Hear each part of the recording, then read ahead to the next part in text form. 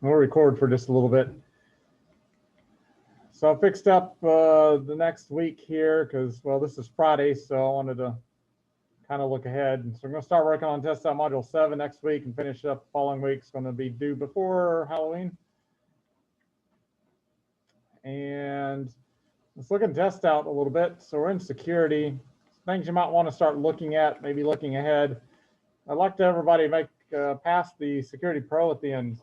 I like it when we have 95% to 100% pass rate.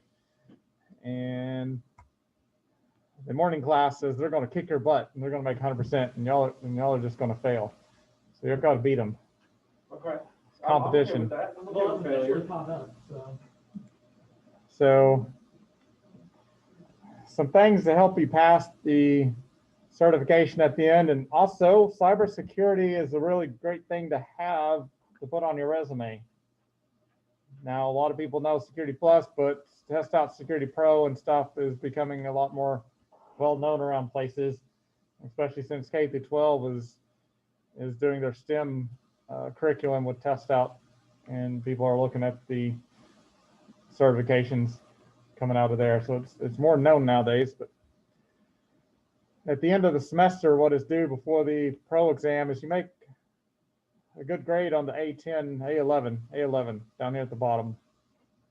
However, before you get to that point and this starts to become due, these up here, actually the pools, there's 9 different domains of knowledge that the Security Plus and Security Pro pull information from. Each one of these has somewhere between 5 and 10 labs in it. When you take this test, it randomly pulls 1 or 2 questions out of each of these domains and puts down this 11 for you to go through and take. So if you start working and practicing these different things, especially the first few, we've already gone at least down to 5, or we're on 6 now, and practice these like one at a time. Do one every few days or so. By the time you get to needing to take this one, you'll make 100 on it.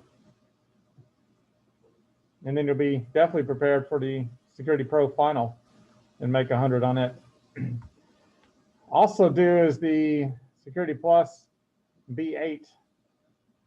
I think each one of these has 100 questions in it. That's kind of ridiculous to try to go through 600 questions, but this one has like 60 questions, I think, that you go through, and you got to at least make a 50% on it. It shouldn't be too hard. There should be a lot of like definition questions that are, if you've been in computers for a little while and you're kind of curious about this class because of being cool security stuff, you're probably not going to have a problem passing that. Yes. So what's kind of like the layout of the test? Is it like predominantly like A11 or is it mostly labs? A11. Take that, it'll figure out what the test will be like.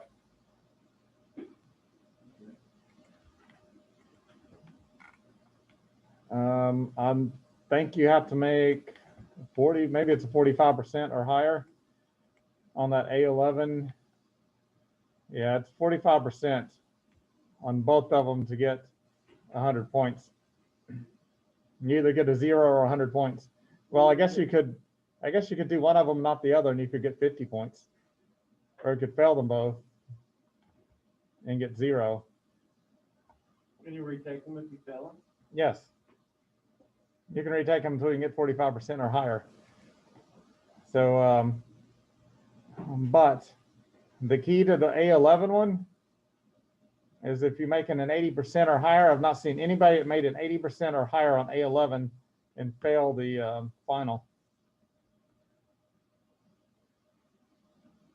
or miss the certification. May not necessarily fail the final. The cutoff is like around somewhere between 70 and 75. I mean, a 65% is not failing the final, but you don't get the certification. I'm talking about you make an 80% on A11, you get a certification. So that's the kind of the key goal. And I'm telling you well enough early, so if you wanted to start looking and practicing, so you can have nearly a guaranteed cert at the end of the class that you can print out or legally put on your resume. Definitely be a good plus. And then if you want to go ahead and get the CompTIA third-party Security Plus, maybe you can start looking at jobs in a year or so, and they require Security Plus, and they're not going to pay attention to the Security Pro exam. You'll still have gotten enough knowledge that you can probably take the Security Plus exam and pass it. So if you get the Security Pro, there's probably a good 80–90% chance that you would pass the Security Plus too, the commercial exam.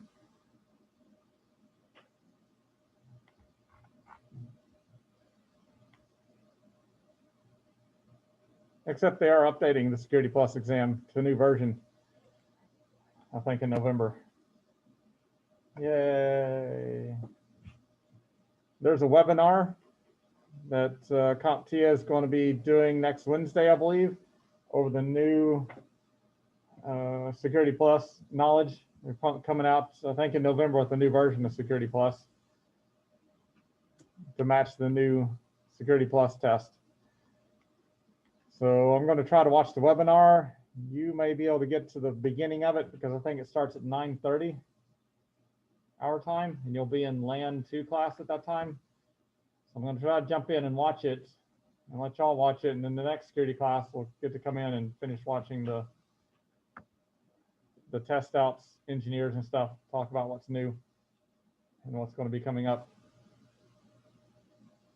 So I thought that would be good for you to see, and I'll try to record it too, and maybe just finish playing it in the afternoon class on Wednesday.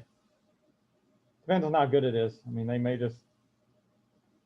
have technical difficulties, who knows what. They may get Zoom bombed, we can't replay it. But that's my plans. That'd be something, Zoom bomb a security briefing, right? Break into security briefing, go, ha ha ha, you're not secure.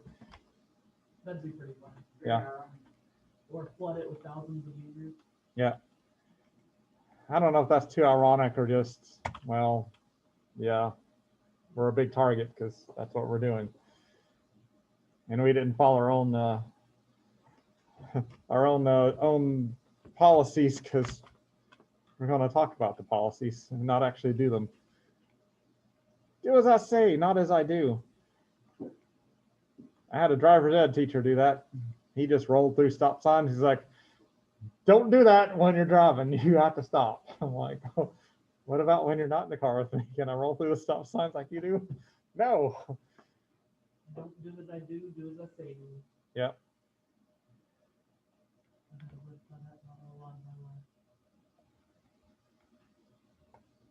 Cops will pull you over if you roll through a stop sign. Yeah, they will.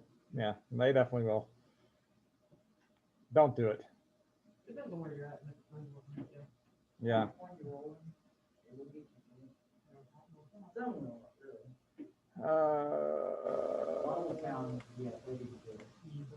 Callie. I didn't watch for nobody leaving really care, especially with like night, you California-old men sitting there, they're not sure. If they come, like hits them. Okay, so Kali Linux, that's what we left off playing with.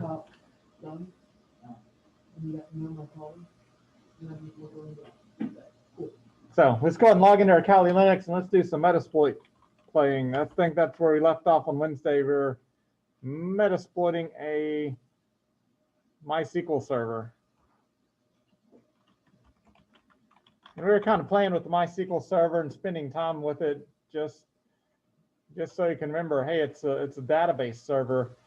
You know, all of the big information disclosures are typically because somebody got into the database and got everything.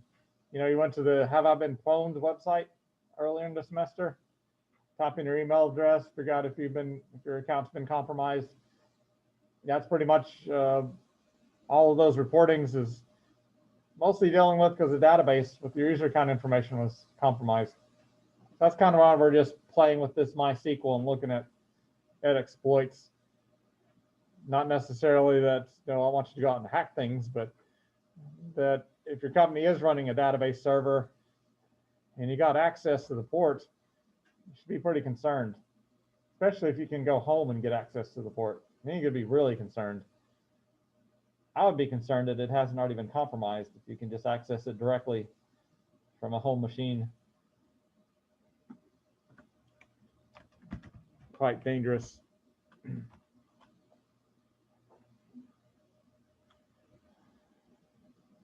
So as I start my Kali, some of your machines may have been restarted, and we run the Metasploit console.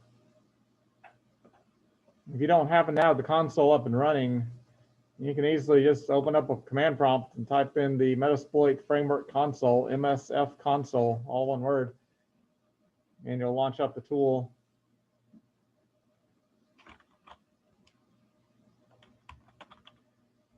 We finished Wednesday with finding the root password to the root account, which happened to be root. That's fun to say.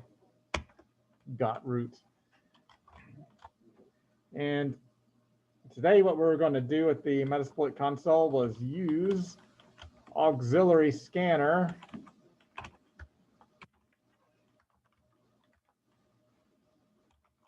MySQL. Use auxiliary scanner MySQL underscore, and we're just going to play with several of these. Some of these aren't going to work for us. I think we played with the authentication bypass hash, and it did not get timed out. So our SQL server didn't have any issues with that. File enumeration. Let's go and type in file. We'll just look at each one of these and run it against our MySQL system and find out, hey, will it work against MySQL 4.1 or not? So MSF console, and we're typing in use auxiliary scanner MySQL file enumeration. Remember, use your tab key to help auto complete the words. That way you know that your words are spelled correctly.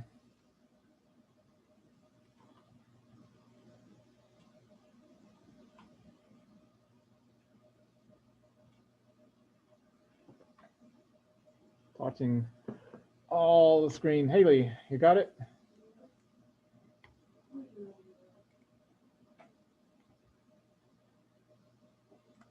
We're at the MSF console,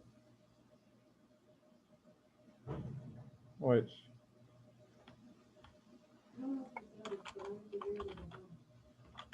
so it's terminal window, type MSF console.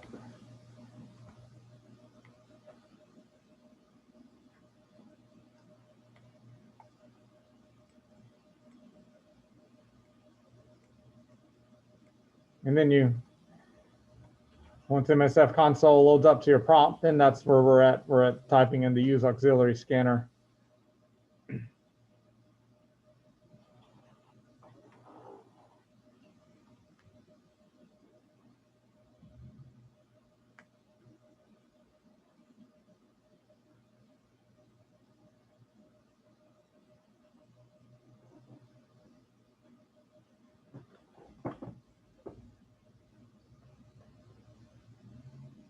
I think we need to report your accident you had. Make sure your Haley name stays at the top.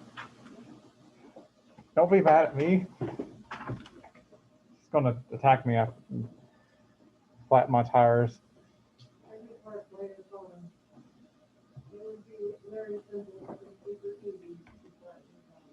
Don't do that. It is up in the air. Yeah, but is it correct or competent?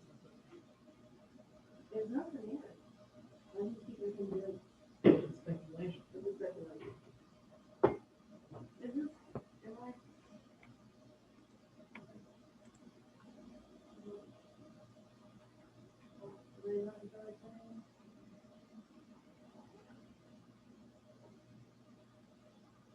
Yeah, that's probably right. Yeah, it'll probably give you a prompt pretty soon.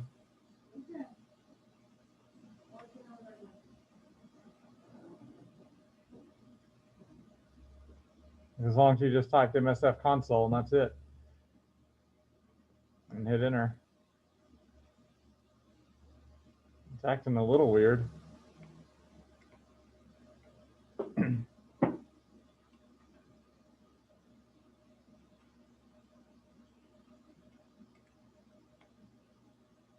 I'm moving your mouse.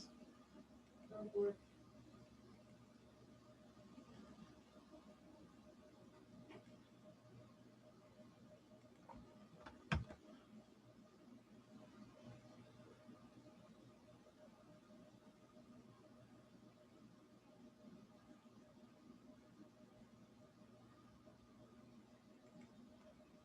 Hmm.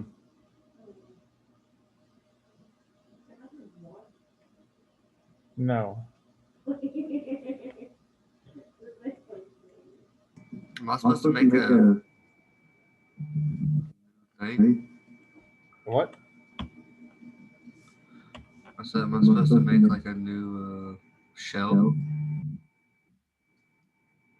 Or is that somebody else's screen? Let's see a little bit.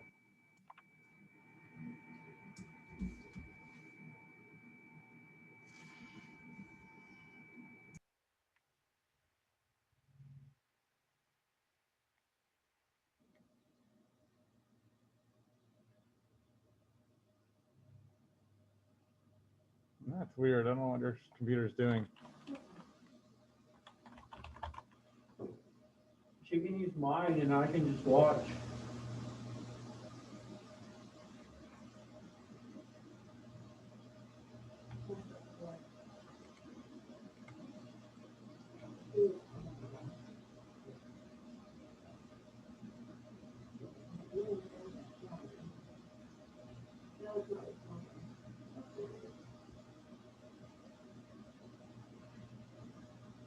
The computer's broken. I wonder if your computer is installing Windows Update in the background.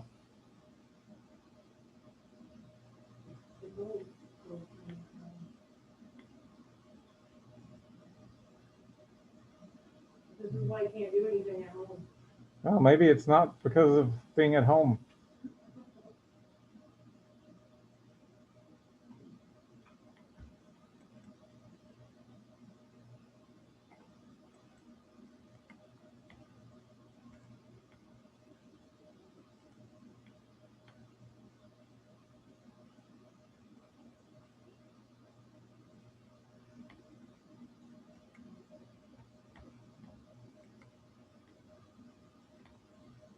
I have a theory.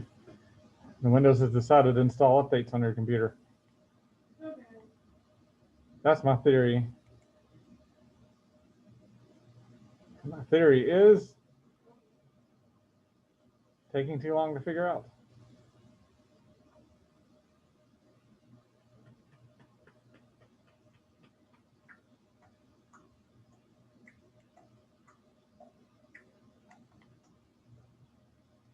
You wanna know what the good news is, Mr. Goodman? No. You can't mute me.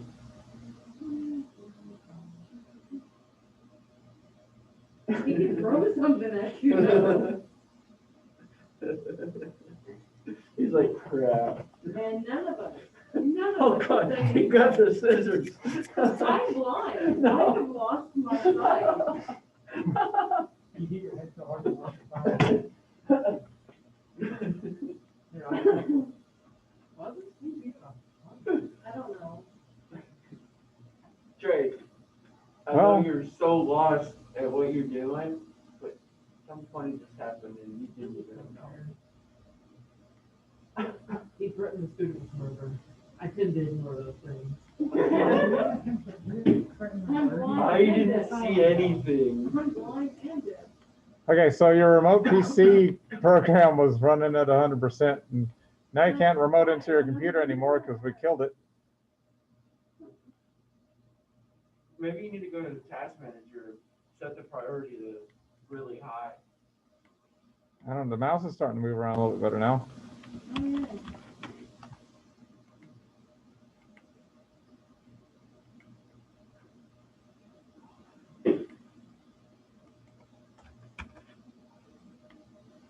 Let's see what that does.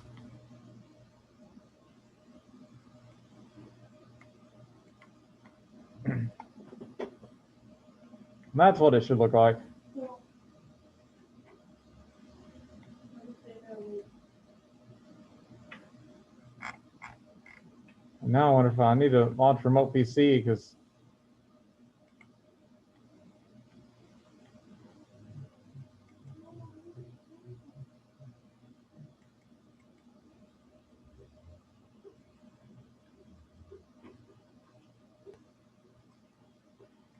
wait, what happened to remote PC?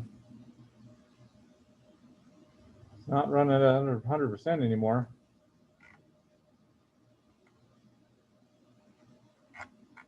But did it launch? Yep. Okay, maybe it'll be accessible now. Yep, there it is.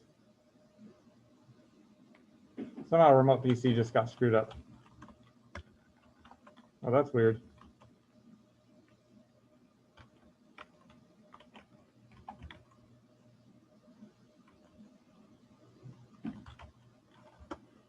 There you are. Whoops, that's the wrong. Ah, I'm not okay. Okay, now I'm okay.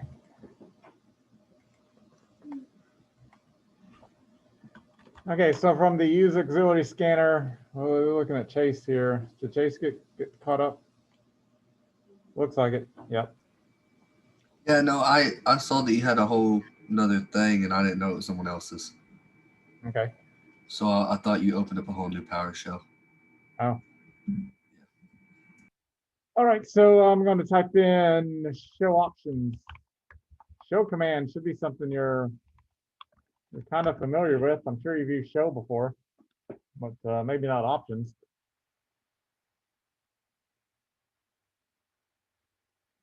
So name a database to use, blah, blah, blah, all kind of cool crap and stuff out there. But this actually failed in our other class. So why don't we go learn something? We need to learn some more stuff.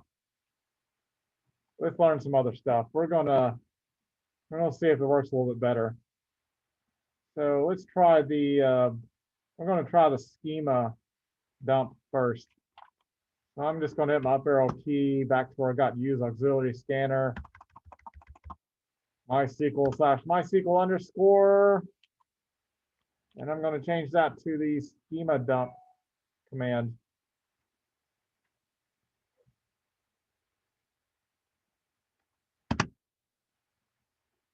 Because we don't even know if there's a database named MySQL. There might not be. So we can run a schema dump and tell it to list all the databases and everything in the database. Could be quite extensive amounts of information depending on the size of the database. Luckily, BadStore does not have a very big database.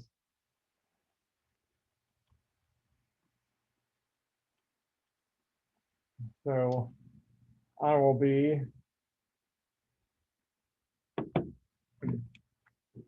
typing in show options. I'm going to clear my screen first. That's not options.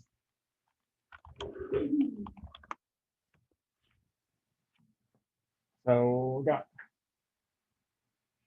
show options, display results, true. Yep, that's pretty good. That's true. We'd like to see the results. Password, not required. We know the password. We learned it last Wednesday. What's the password? Root. Good job. We know what the remote host is, but it's not set. It is required. There's a yes there. We have to set that. The username. Yeah, we know the username. We found it. It was root. So I'm going to set the following. Set password root. Remember, it is case sensitive. Set username root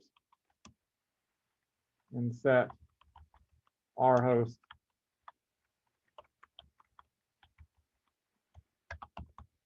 Badstore.net. Make sure you don't put .com. I had a student put .com and they couldn't figure out why they couldn't hack the system. Is that what we're learning now? Hacking the system? Sort of. we're seeing if we can ask the database, well, we're supplying it with the username and password, so we're guaranteed to get connected to it and it dump everything to the screen for us. If I was testing a live real life server, I probably would originally leave the username and password blank and just see if it would just information to me without logging into it. That'd be really bad if it did that. However, we've already run another Metasploit and discovered the password. So I decided to just go ahead and apply that here. Yeah. Typically, you probably wouldn't know the password, so you would just leave those blank and see what would happen. And you probably wouldn't get anything. Shouldn't on modern databases. But if you type in run, you should get a list of the database and all of the tables and all of the columns in the database.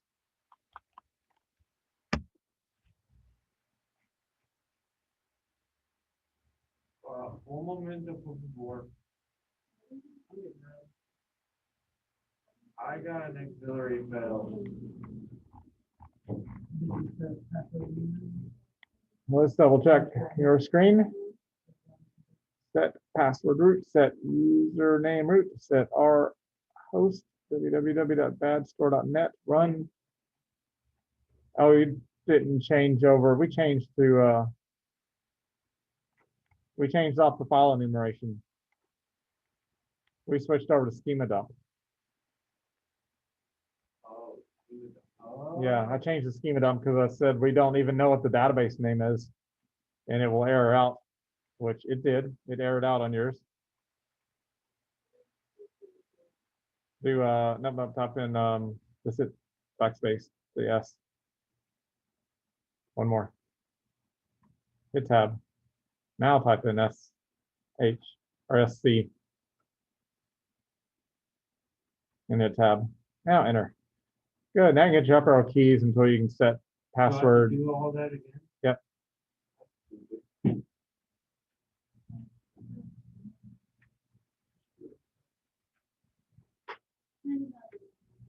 Now you tap run. Oh, did it?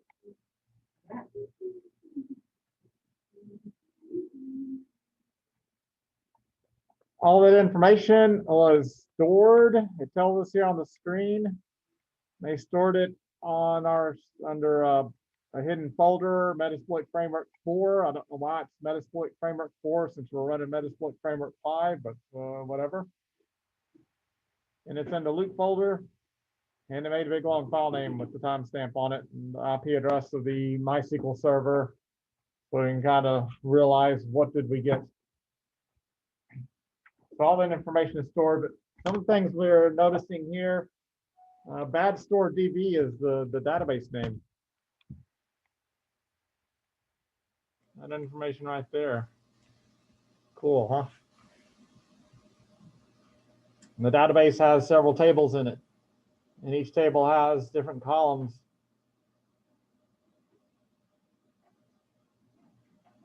It has a column name and the column type, like what type of data can be stored in each column. That's a lot of cool information to get if you're trying to steal data out of, especially account information.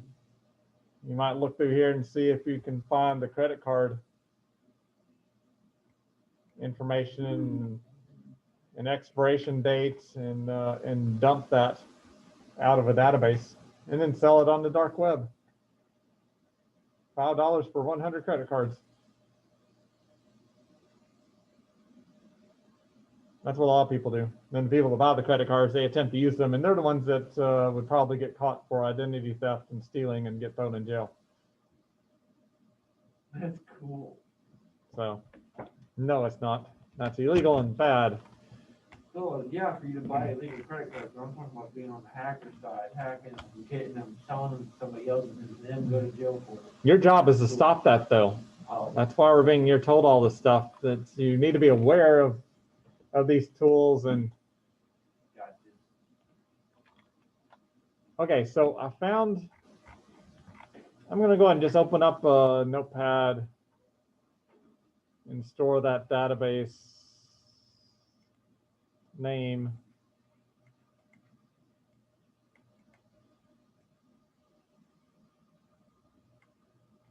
I mean, it's not that hard to remember. Bad store DB for database. I'm gonna go ahead and put that in there. Now I'm gonna go try to use one of my tools that I ran in the first class that didn't work because we ran them out of order and we didn't learn about the database name. That was a file enumeration one that we were just doing. So I'm gonna go up to use auxiliary scanner file enumeration. And if I show options, I do see that the database name is set to MySQL instead of badstore.db because Metasploit didn't know what the name of it was. Why would they use badstore in Metasploit? I mean, nobody uses that as a real database.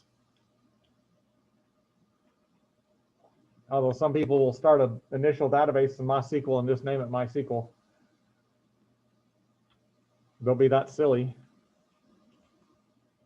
So I'm going to set the DB name, or that, what is database name badstore DB.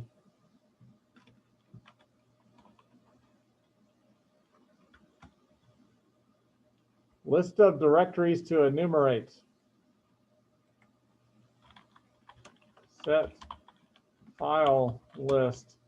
I've not read the documentation on this, but I'm just going to put / and say, well, why don't we just enumerate the entire root file system? That might not be too cool thing to do, but why not? And I do have the ability to set the username and password in there. I know the passwords. I also put it in there.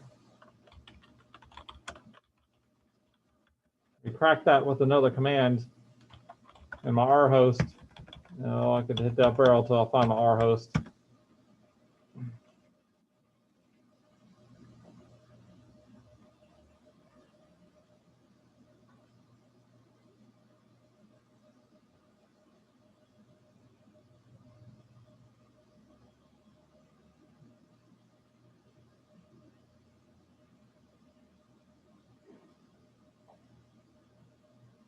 I believe I'm going to get a different output than I did in my first class. Type run. I'm afraid to. It might break the world. Okay, Talon didn't blow up, so I'm going to type run. Oh, good, I got the same thing you got. Oh my gosh, I was hoping I'd something wrong.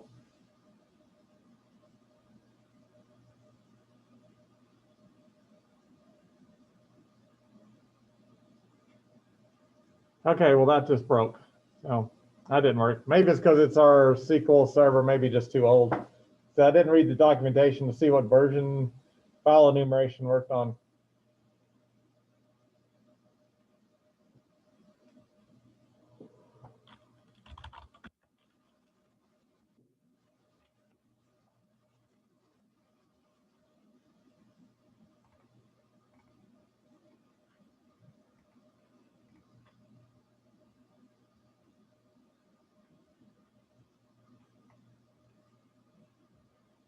What do we do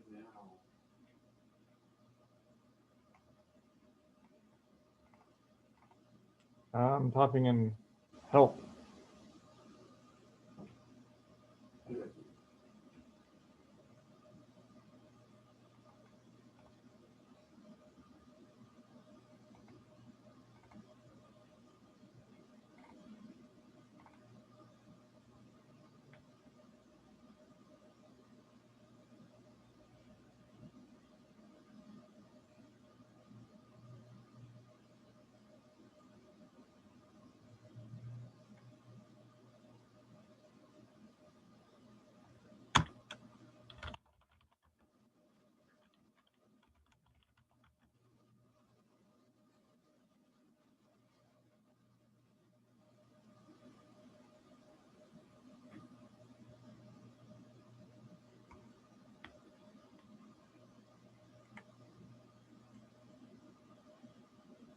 There's a website.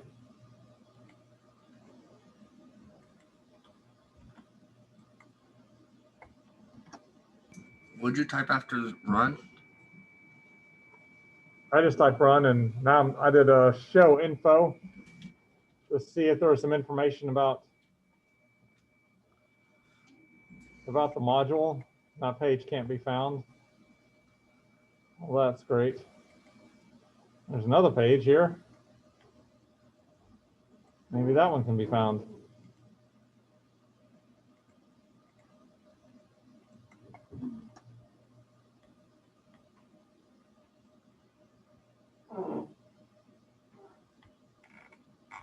Nope.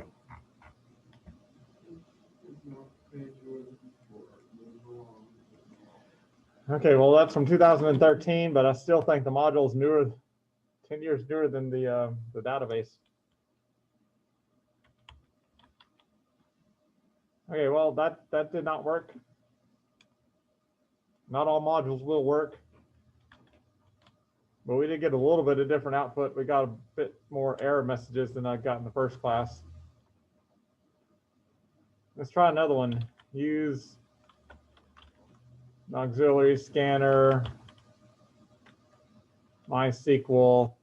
Let's try it with the hash dump.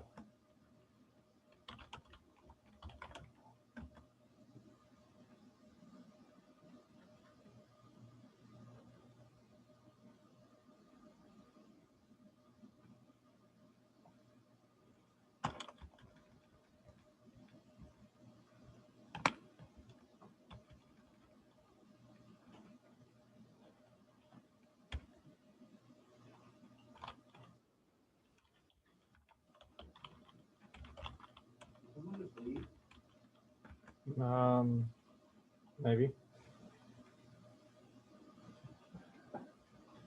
So using the auxiliary scanner for hash dump, we've got password, rhost, and username that shows the need to be set.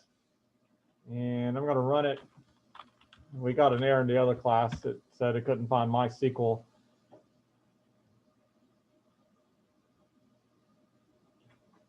And there was no way that I can see whether I could change the database name.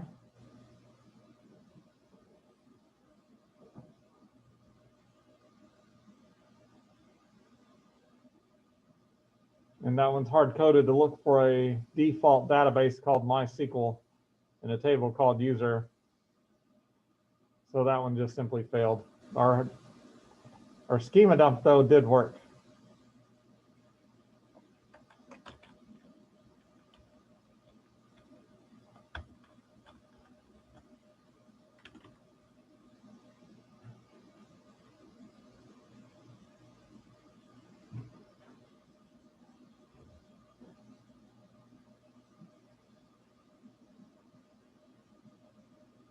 We've done all of them except for writable directories now.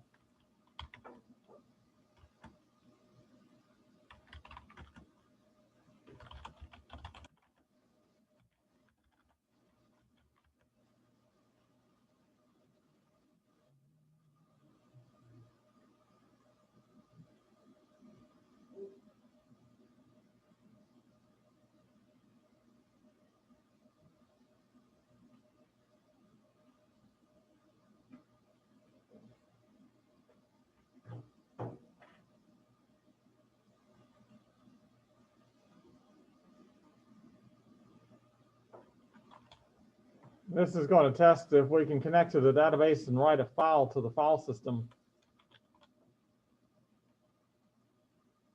into a particular directory.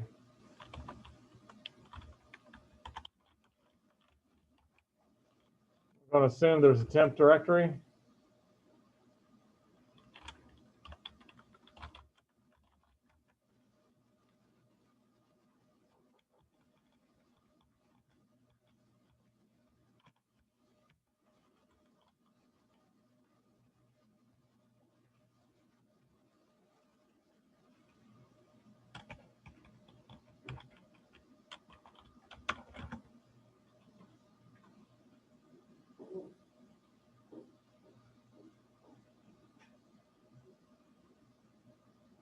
Is that better? Is that like a better?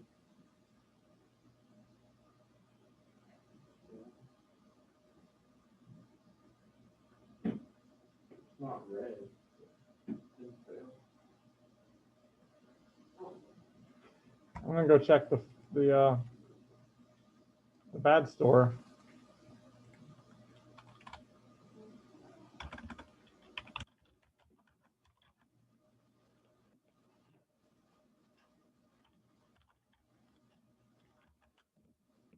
I don't see that file in there. Do have one other run I want to try on it though. I'm gonna put a slash at the end of the directory and type run.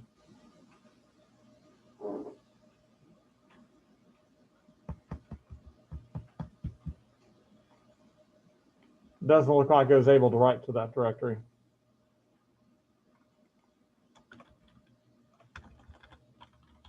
What about to the root home folder?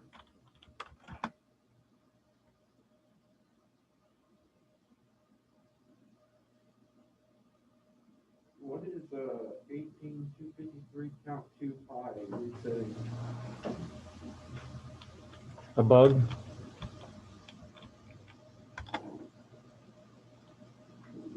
This directory list, I'm not sure if it's not supposed to be a file. I'm going to test something out.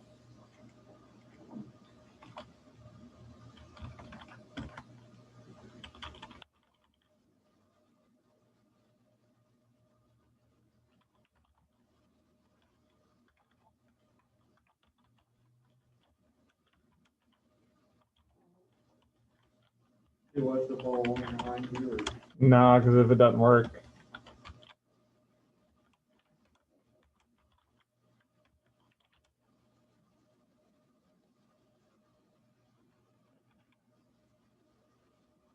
What in the heck am I trying to do? There we go.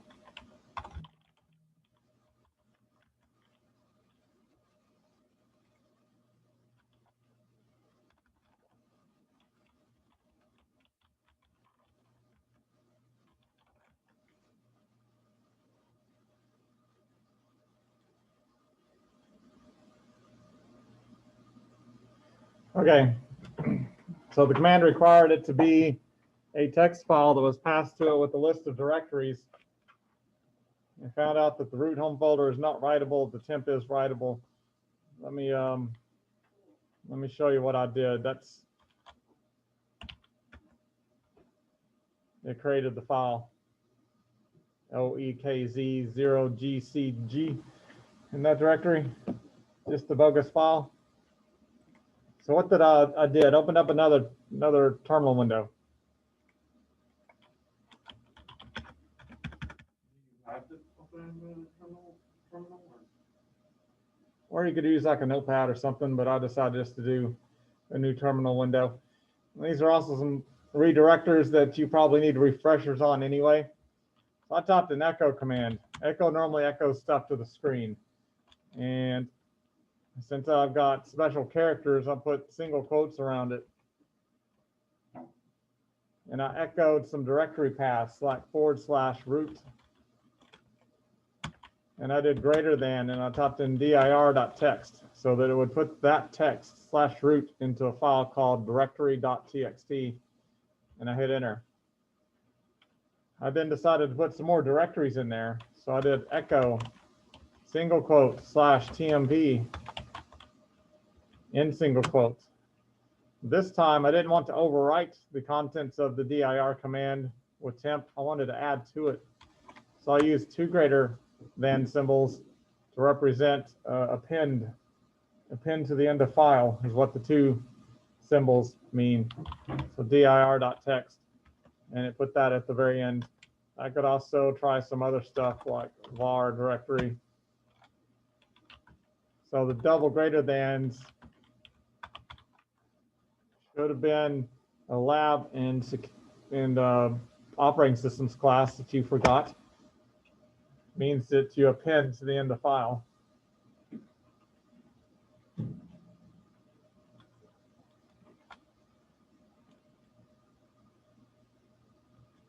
if you put a single greater than and you look at the file, notice it's overwrite.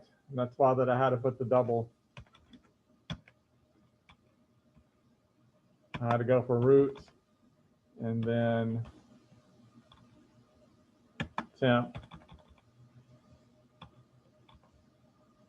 and then var. So I just quickly built out a file with Echo. I could have opened up a notepad or BI editor and typed everything one line at a time. I just decided to use Echo just because I wanted to and I knew how. We're not judging you. So that's in my root home folder. I'm under root, and the directory or the file I created was called dir.txt.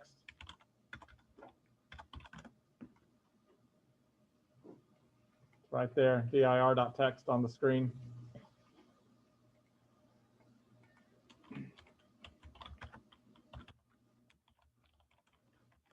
So I did set directory list,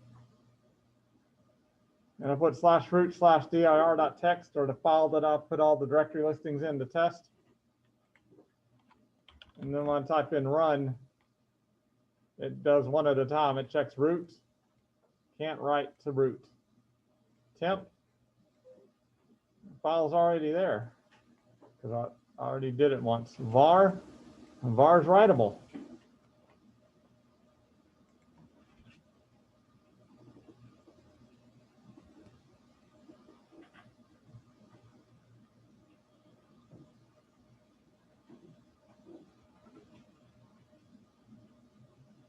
Now, what would that get you in Hacker? Maybe a hacker be able to use MySQL to write viruses to certain directories.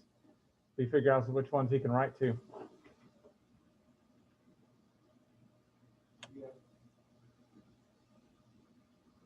And that's just part of scanning. I mean, the scanner's there. Is your system vulnerable to that? In our case, it sort of is. Kind of. Well, it's really bad if you didn't supply passwords to it and it was able to write. So if you didn't supply a password and it just was able to use any regular user account, maybe a hidden built-in account, it looks like this right here is for scanning if there's a backdoor account that you can put. Some programs have that. They'll have a backdoor account that has no password, and it's hard-coded into the system when they compiled it, and it doesn't show up anywhere. You don't know about it, but somebody can sometimes go ahead and look at all the hex code and pick out a hidden user account in the system and try it and go, hey, sweet, that's a developer backend. So you can literally just find it from any different website. Like most websites usually have a backdoor and no password. Typically not. Microsoft SQL Server, not SQL Server, Microsoft Edge, not Edge, it is right, Exchange Server. Microsoft Exchange Server 5.5, I think, or 6.0 had a backdoor, and somebody found it a couple of years after it was released. And Exchange was really popular email server. Lots and lots of companies were using it, and then all of a sudden somebody posted on a blog post, hey, this account's in everybody's Exchange server. That was bad. Every single Exchange server anybody had set up, anybody could access it off the internet, which guess what? It's an email server. What does email servers do? They let people communicate across the internet. So of course they're accessible across the internet. You could use that account to log into administrative rights into the system.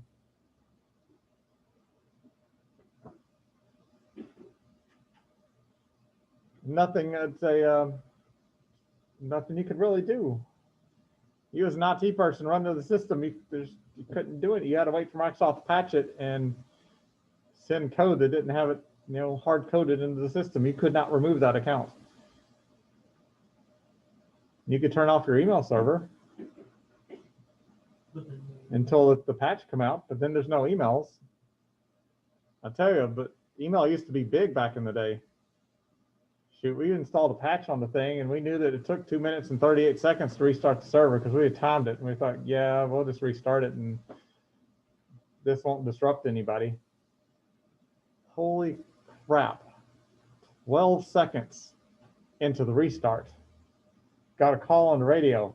Email's down. Like what the heck? Give it 2 minutes and 38 seconds. Like what the heck? You know, of course if you're having some issues, maybe your system like screwed up, and you know the common thing that just restart your computer and then see if it fixes it, because we figured their computer would be longer to restart than our server would, because they were old 98 machines and stuff. So yeah, they took a while to restart. Yeah, they restarted the computer and it all worked because, well, we had a server backup by then. we try to teach our clients, restart it before you call us. And we're also thinking, you're a second grade teacher, the one that actually, we're K through 12. Like, you're a second grade teacher, aren't you watching your students, or are you just sitting there staring at your email? I was like, don't you have a class to teach? And apparently she's just sitting there and letting the class draw and doodle while she's sending emails.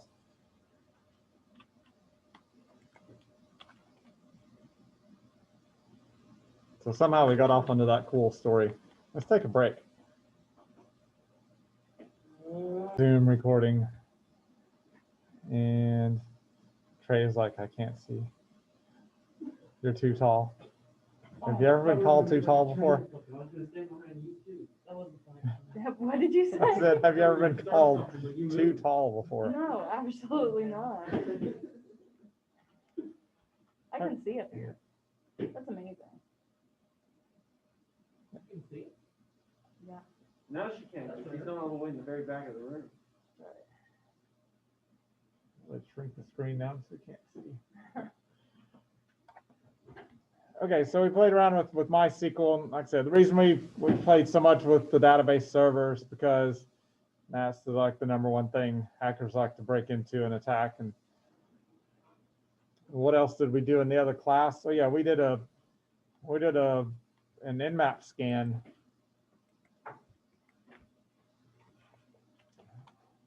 So I don't want you all doing the Nmap scan, because I'm going to scan a huge range of IP addresses.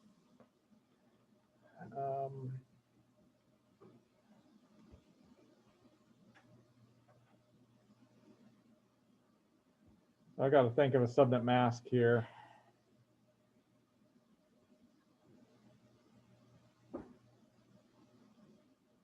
Hey, y'all just stop dancing and doing weird stuff in class. Okay. Sorry. I'm thinking of what's the /21? What's that subnet mask? We got 255.248, I think, is what /21, because that's 16 bits, and then 21 is 5 more bits after that. 4 bits is 240, 1 more is 248. So that's that subnet.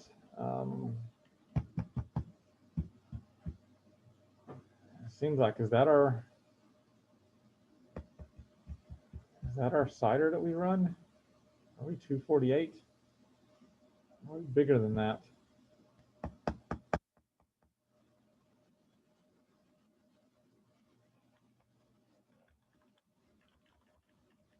Because that's a range of 8, right? Yeah, 256 minus 248 is 8. 16 to 24. Okay, yeah, that was our entire range. And there wasn't any open MySQL ports. But if you wanted to search for MySQL runs on 3306. So if you wanted to scan your entire company network for an open SQL port number, and I've already scanned for MySQL, and we come up with Bupkis.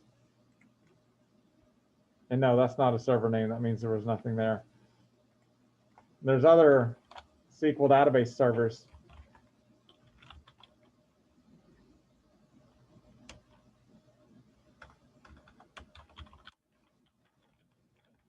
That is 5432.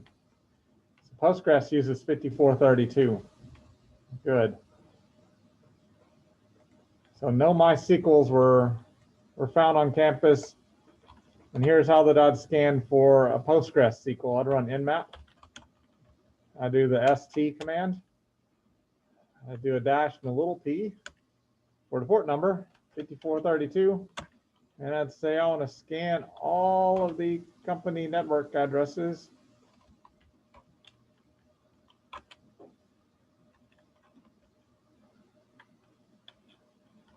And also only want it to show if the port is found to be open.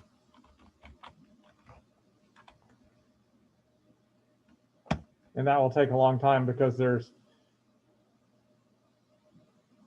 like 2048 addresses in a /21 to scan.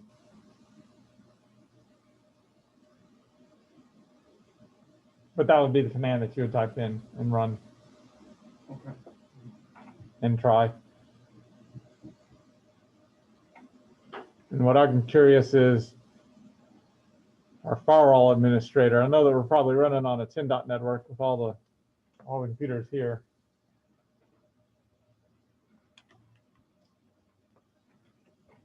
And the 147 network is what's accessible to the internet, except for our firewall.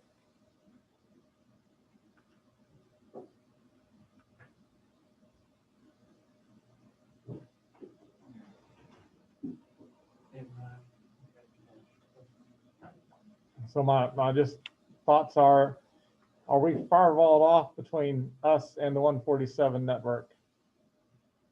I don't think so. I can get to the 147. I can get to port 80 and 443 on a 147 network. The client machines are on like a 10 dot network now.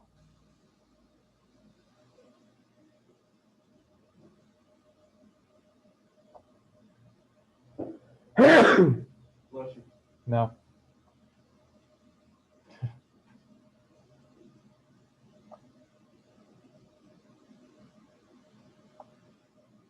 Okay, well, while that's scanning, let's go and speed along. So while that's scanning, we can talk about the last thing and then do the results and then get out of here for the weekend. So last semester, kind of combination of LAN 2 class and security class together, they found my bank account and my social security number and my address and my first pet's name. And well, I don't know if they found that, but How'd they do it? so we were just looking around, actually in LAN 2, not security class, but you know, everything's cybersecurity. And we just did whack asub.edu. And we went to asub.edu and I said, I wonder if you're using any stupid batch files for mapping network drives instead of group policies. And I said, that would be in the net login folder. That folder is typically not used anymore with, you know, 2003 Active Directory and later. And, you know, here we're 2019 or 2020 now, and there shouldn't be anything in that folder. And we found stuff in the folder. And the students started looking at each file and going like, right click, edit. Hey, look. There's a server at NFS. Let's go check out that server. So they would copy that and they'd put it in another file explorer window. And they would paste it and go, hey, look at all the stuff we can try to get into. And they would try to open up stuff. And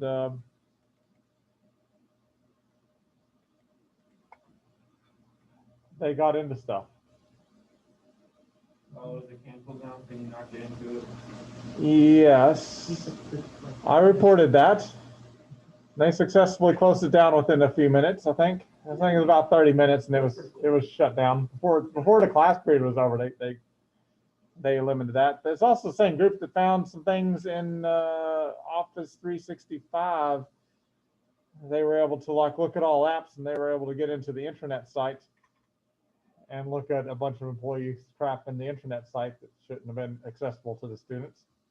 And it was the next semester we found this, and they went through every of those files and checked all the servers and found more stuff. And so we got that closed down.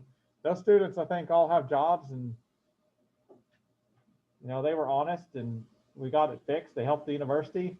And I'm pretty sure all of them have full-time jobs now and graduated. So they didn't get in trouble for doing it? No, they just got, we're like, yeah, those students know some security. I would hire them. You need some security stuff. So they got jobs.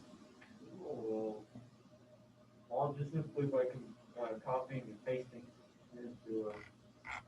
So the other class looked at this too. They didn't see anything, but I don't know that they went through everything.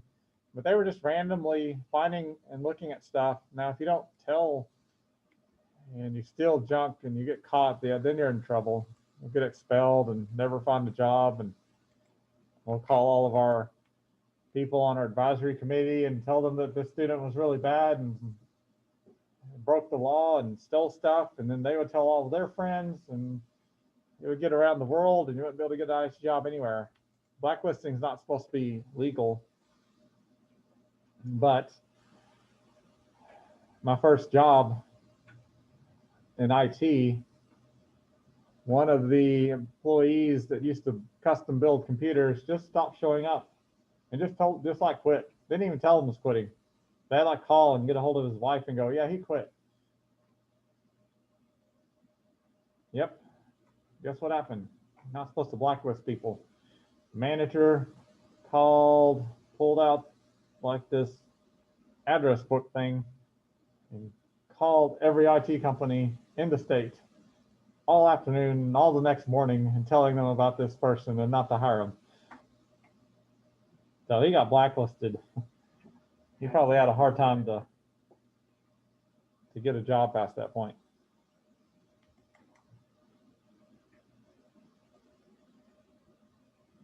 Like, if you are gonna just quit suddenly, why wouldn't you just be like, hey, I'm not quitting in again? Yeah, I got a medical issue. I'm smile, bye. Not seeing me again. That's how I got promoted and to become a computer builder. And got a raise. I got off the sales floor. I'm like, yes, I don't have to be with people. My perfect job. I want to be around people. So is that 323 IP addresses being used, or are those 323 available? Those are what actually responded with either closed or filtered. Some of them may have firewalls where that they won't respond, so couldn't determine if the host was up or not. There was no nothing reported as open, so all of them were firewalled off or closed. Either responded, one of those two. And then any host that did not respond is either a stealth firewall, where they won't respond to packets. That slows Nmap down, those systems that do that.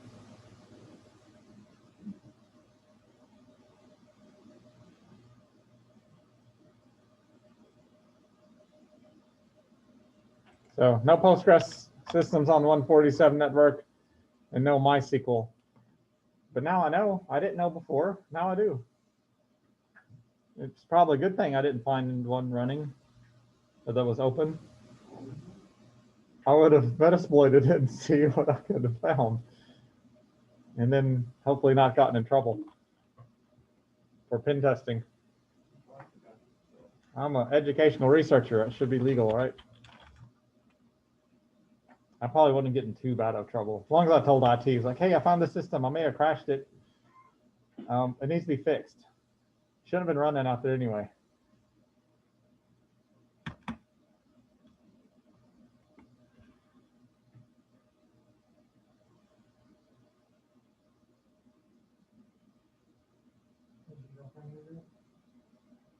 Yep, she's an alcoholic.